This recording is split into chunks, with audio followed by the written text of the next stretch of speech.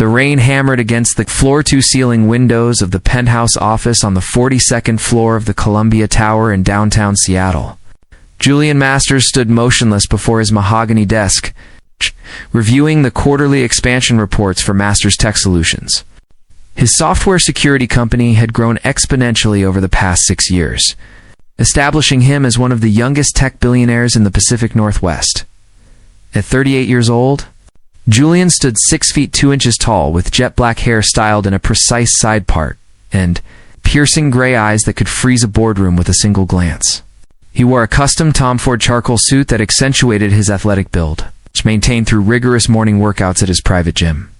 His angular face featured a strong jawline and a small scar on his right, his cheekbone from a mountain climbing accident in the Cascades, a reminder of the calculated risks that defined his approach to life. For Julian, every decision was measured, every emotion controlled. He had built his empire on the principle that feelings were distractions in a world that demanded results. His minimalist office, decorated only with a single abstract painting by Rothko and a photograph of himself accepting an innovation award, perfectly reflected his philosophy of function, elegance, and complete absence of personal warmth.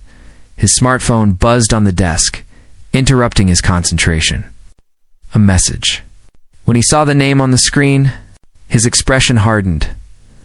Lily, it had been 10 months since he had heard anything. From Lily Landa, 10 months since they ended their 4-year relationship in the living room of his Belltown apartment with polite but final words that had cut like razor blades.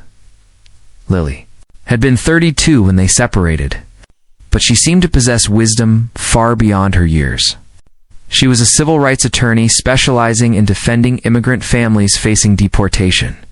Her light brown hair, always pulled back in a messy bun that revealed rebellious strands, framed an oval face with fair skin and small freckles that intensified in summer. Her hazel eyes, enormous and expressive, had the ability to convey both compassion and determination.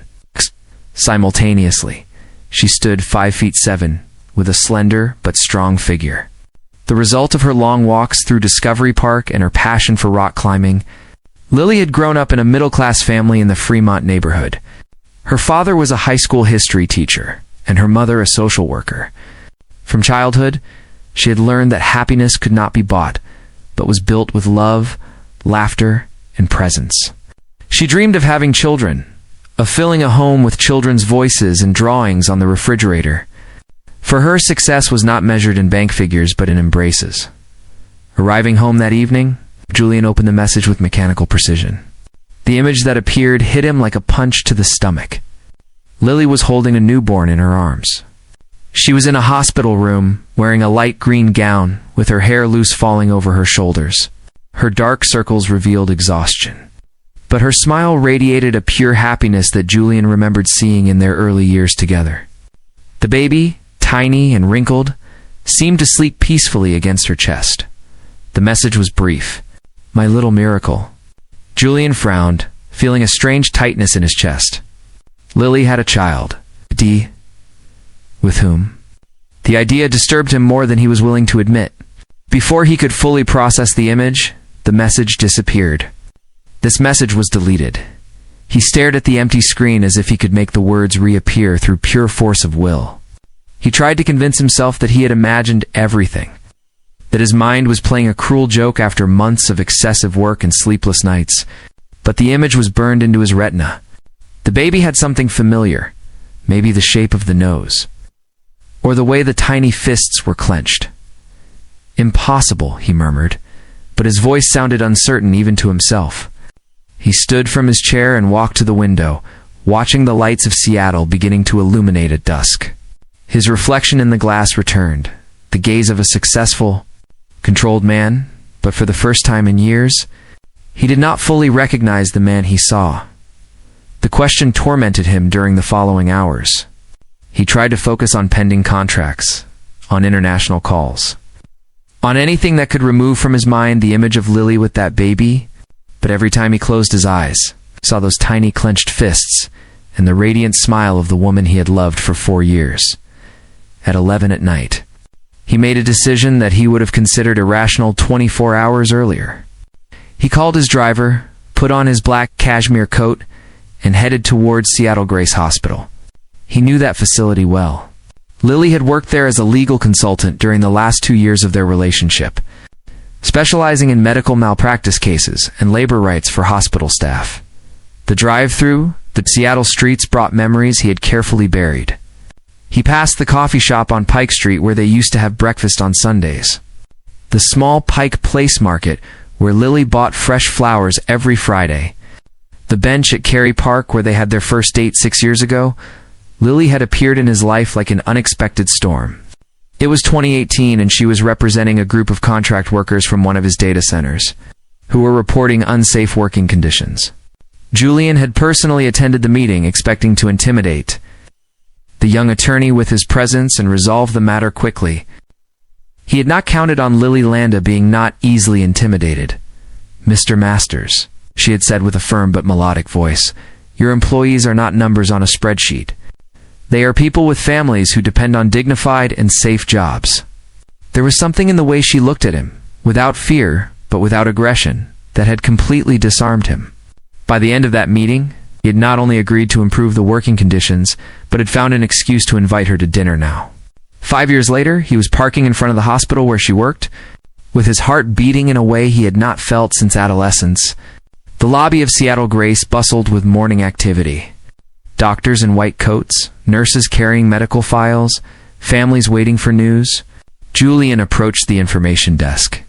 "Excuse me, could you direct me to the legal consulting department?" The receptionist, an older woman with reading glasses hanging from her neck, looked him up and down. The designer suit and Patek Philippe watch on his wrist did not go unnoticed. "4th floor, West Wing, but Lily will not arrive until 9. Julian tensed. The woman had recognized him, or at least knew about his past relationship with Lily. In a hospital, gossip traveled fast. "Thank you," he murmured, heading toward the elevators. He went up to the 4th floor and waited in an empty conference room that overlooked the main hallway. From there, he could see Lily's office without being seen. At 8:45, he saw her arrive.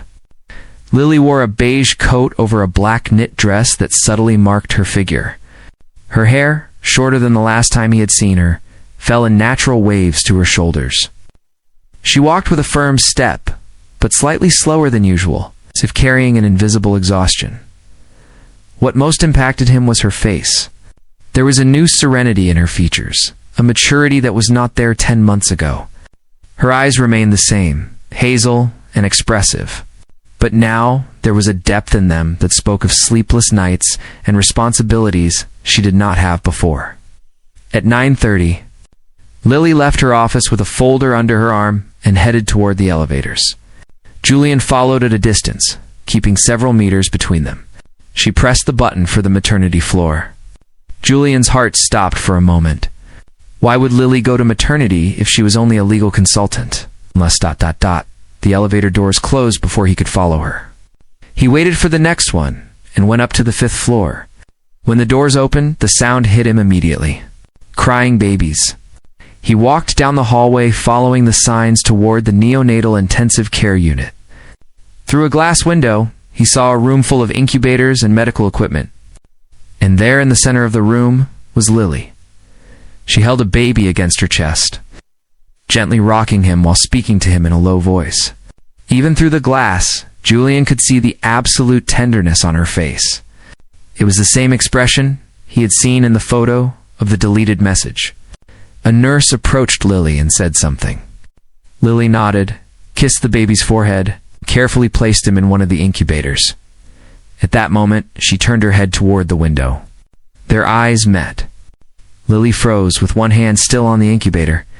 Her face went through a series of emotions in a matter of seconds. Surprise, confusion, and something that looked like fear. Julian did not move. He could not. He had come here looking for answers, but now that he had her in front of him, he realized he did not know what to ask. Lily said something to the nurse, removed the hospital gown she wore over her clothes, and left the room. When she emerged into the hallway, her eyes shone with a mixture of determination and vulnerability that he knew well. Julian. She said his name, as if it were a prayer she had avoided saying for months. Her voice sounded hoarser than he intended. They stood there in the hospital hallway, surrounded by medical bustle, but completely isolated in their own bubble of tension. 10 months of silence stretched between them like an abyss. "What are you doing here?" she finally asked, crossing her arms over her chest in a defensive gesture he remembered well. "I saw the photo," he responded simply. "Even though you deleted it." Lily closed